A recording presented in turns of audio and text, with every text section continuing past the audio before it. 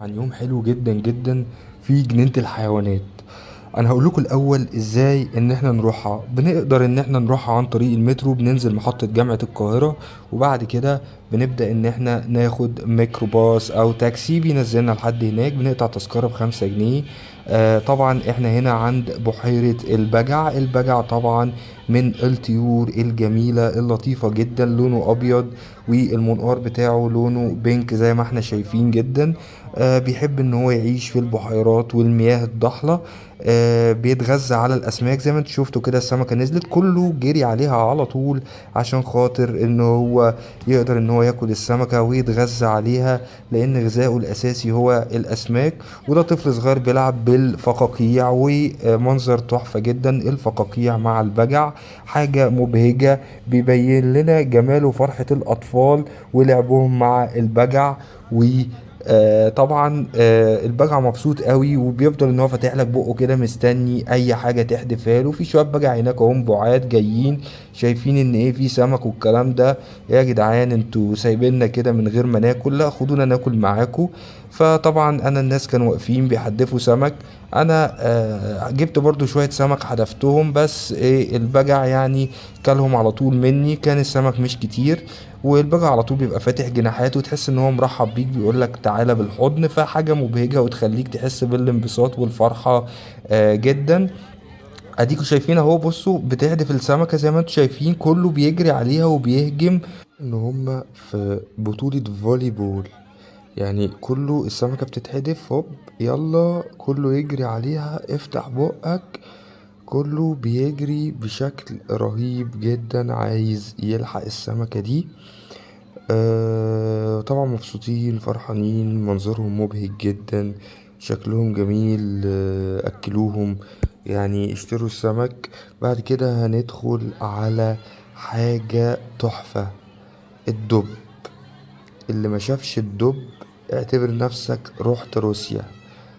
جايب لكم دب أمريكي. الدب ده بيتغذى على الخس، بيتغذى على العسل، بيتغذى على أكتر من حاجة. تقدروا إن انتوا تاخدوا العصاية من الراجل اللي هو بيبقى واقف مسؤول عن القفص، وتبدأوا تأكلوا الدب. زي ما انتوا شايفين الدب اللي قدامكوا ده شكله ايه، حيران عمال رايح جاي. وهنا الراجل ده ما كانش بيأكله خاص، بيأكله فينو. كان بيأكل الدب فينو. فدي يعني حاجة برضو أنا أول مرة كنت أعرفها، إن هو بياكل فينو. فاحنا بقى ايه، ممكن نعمله سندوتشات، سندوتشات جبنة بقى، سندوتشات مربى. حد هيسألني طب ليه في مية؟ المية دي عشان خاطر الدب الفروة بتاعته دي بتخلي جسمه بيشعر بالحرارة الشديدة، فبيبدأ ان هو ينزل عشان يبرد جسمه.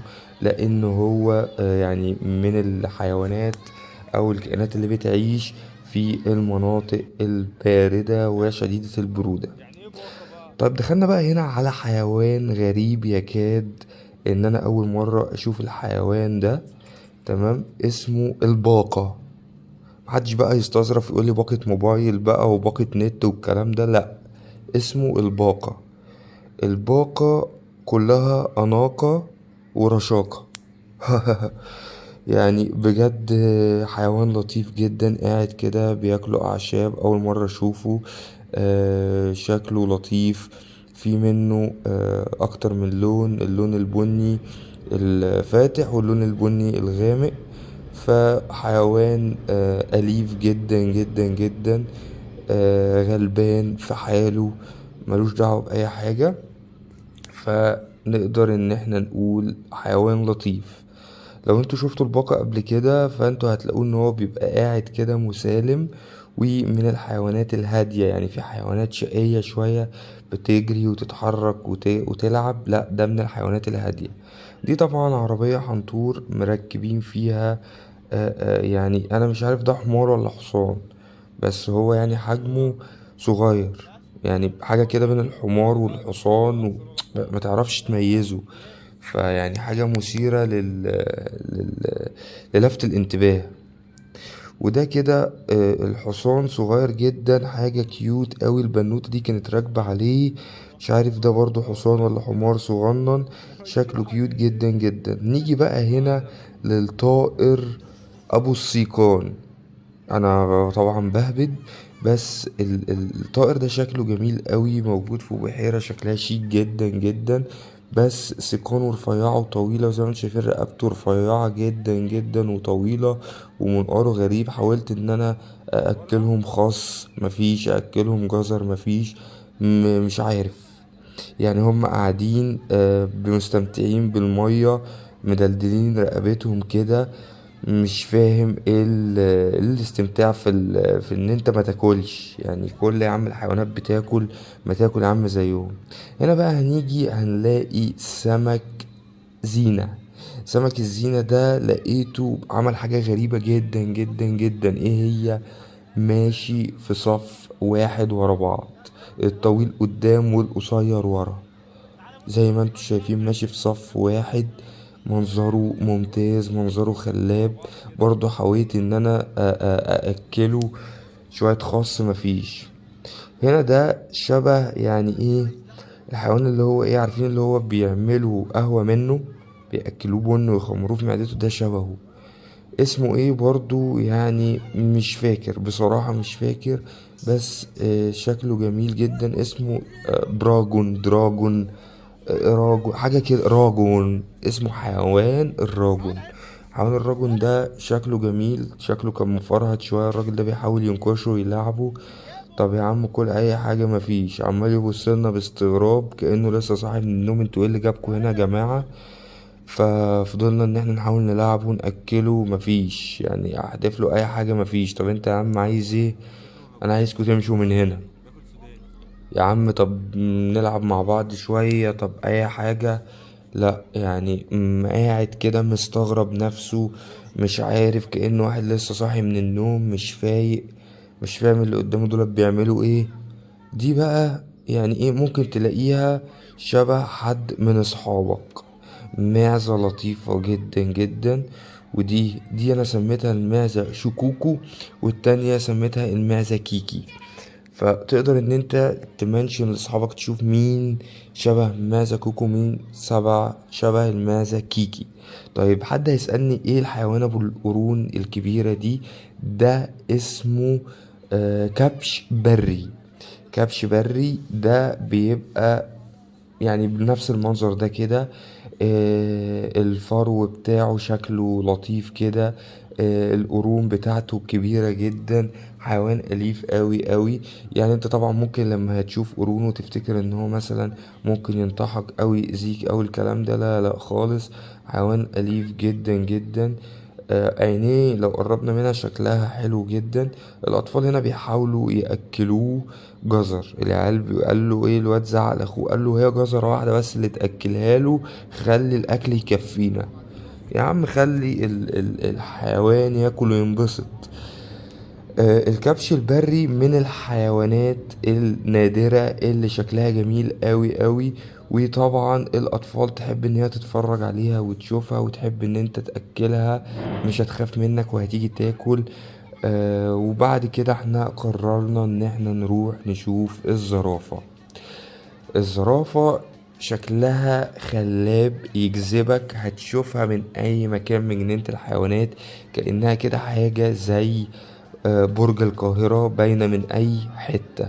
بتبدأ ان هي تاكل، بتطلع لسانها، يعني انت تحط لها الاكل اللي بتاكله، بتطلع لسانها تسحب الاكل بلسانها زي ما انتوا شايفين كده. وعمالة شقيانة بقى، رقبتها اصلا طويلة، عمالة توطي لحد ما كانوا هيجيبوا لها قتب. بس حيوان لذيذ، حيوان ظريف. هي اسمها الزرافة فاكيد هتكون ظريفة. تمام. برضو هتتبسطوا جدا، بيبقى عليها ناس كتير قوي بيحبوا ان هم يشوفوا شكلها ويتفرجوا عليها. وبتطلع لسانها وبتاكل بالشكل ده. طبعا لو رفعت رقبتها بتوصل لآلاف الأمتار لأعلى، وتقدر ان هي تنزل آلاف الأمتار لأسفل. وده طبعا سبحان الله خلق ربنا ان هو يعني خالق حيوان بالطول ده، وبيقدر ان هو ياكل من مكان واطي، ويقدر ان هو يشرب برضو من البحيرات الواطية. ودلوقتي بقى معادنا مع سيد قشطة. سيد قشطة دلوقتي احنا رحنا بصينا عليه، طبعا بيعيش في البحيرة، بس هنا طلعوه بيتغذى على اكتر من حاجة، بياكل حاجات كتير جدا جدا. ممكن ياكل اي حاجة معاك، يعني انت ممكن يبلعك انت شخصيا ياكلك. اسمه الحقيقي فرس النهر، بس احنا هنا بندلعه نقول له سيد قشطة. مش عارف ايه موضوع سيد وايه موضوع قشطة، بس يعني خلينا نقول ان هو اسمه الحقيقي فرس النهر او كلب البحر، يعني زي ما الناس بتقول. في ناس مسميها كلب البحر على فكرة عادي، يعني انت ممكن تهزر مع واحد صاحبك تقوله بس يا كلب البحر، انت هنا بتقصد بصاحبك ده الحيوان اللي قدامنا اللي موجود ده. طبعا شكله لطيف. هنا بقى بنتكلم ان في تعبان، طبعا التعبان ده بيكون منزوع منه السم، يعني بيبدأوا ان هم يشيلوا السم اللي فيه. وتقدر ان انت تتصور عليه، الوانه حلوة جدا، ده لونه اصفر، اعتقد ان هو تعبان صحراوي. بيتصوروا عليه اهو، الولد حطه على رقبته بيتصور عليه. شكل التعبان بصراحة يعني شكله كبير، في تعابين أصغر من كده بكتير، بس ده الحجم بتاعه كبير، يعني حجم كويس جدا. كله طبعا ملموم عليه، كله نفسه يلمسه. الراجل زي قال هات يا عم التعبان ده، مشي. هنا دي بقى يعني الزواحف. احنا هنتكلم، انا دلوقتي دخلت بيت الزواحف. دي كده زواحف موجودة، بيحطوها في صناديق ازاز، تقدر ان انت تتفرج عليها من خارج الصناديق الازاز. اهو بيمشي ببطء، بكل بطء وبكل رشاقة. بياكل خس، يعني هما بينزلوا له خس بياكل الخس. حيوان لطيف جدا. يعني هو بيزحف عشان خاطر كده، يعني ليه سموهم الزواحف؟ عشان هما بيزحفوا، عندهم اربع يعني ايدين ورجلين وبيزحفوا عليهم، فعشان كده سموهم الزواحف. فحاجة منطقية وبديهية. طيب بيبدأوا ان هم يزحفوا ويدوروا على اكلهم، طبعا بيطلع لسانه في حاسة شم قوية جدا جدا جدا. جسمه غاية في المرونة، يعني كأنك جبت عيل صغير لعبته جمباز، هو الزواحف دي كأنها راحوا لعبوا جمباز. طيب ده اسمه ورل. حد يقول لي يعني ايه ورل؟ هقول له ده ورل، حيوان زاحف لطيف جدا. انا كنت فاكره ان هو تمثال من كتر ما هو ما بيتحركش وثابت في مكانه. مش فاهم يعني هو كسلان ولا نايم ولا مثلا متقل في الاكل فمش قادر يتحرك.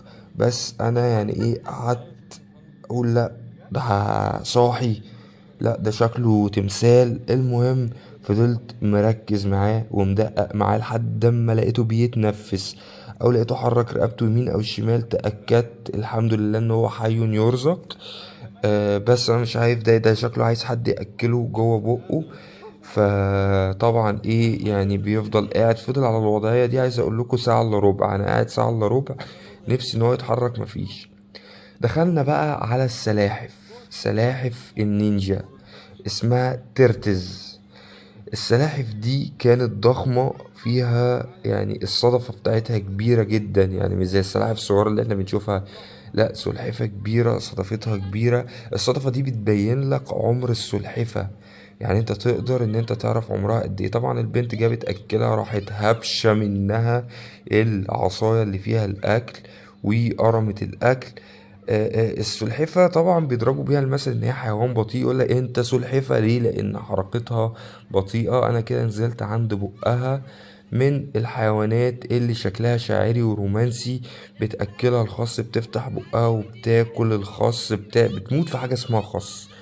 يعني انت لو اكلتها خس تحبك وتتبسط جدا جدا جدا. انا جيت اديها خس كان مطرب شوية، ما عجبهاش، بتحب برضو تاكل الاكل نضيف، طلعت سلحفة انفة. فالبنت برضو تاني راحت حطت العصاية، وبعد ما حطت العصاية السلحفة ايه مصممة ان هي يعني ايه، تاخد العصاية من البنت، هي عايزة تاكل مش عارفة، روحت اكلتها بايدي. خلي بالكم عضتها بتكون قوية جدا، لان السلحفة من اقوى الافكاك، او يعني فكها قوي. هنا بقى ملك الغابة، الاسد.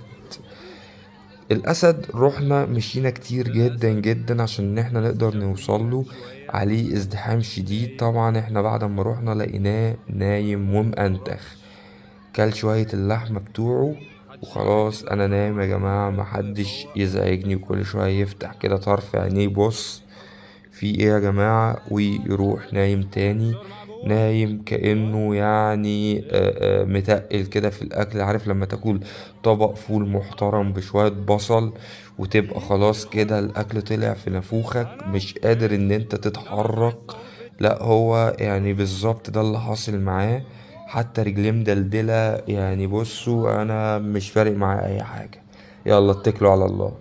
واحنا قعدنا طبعا ننكش فيه بس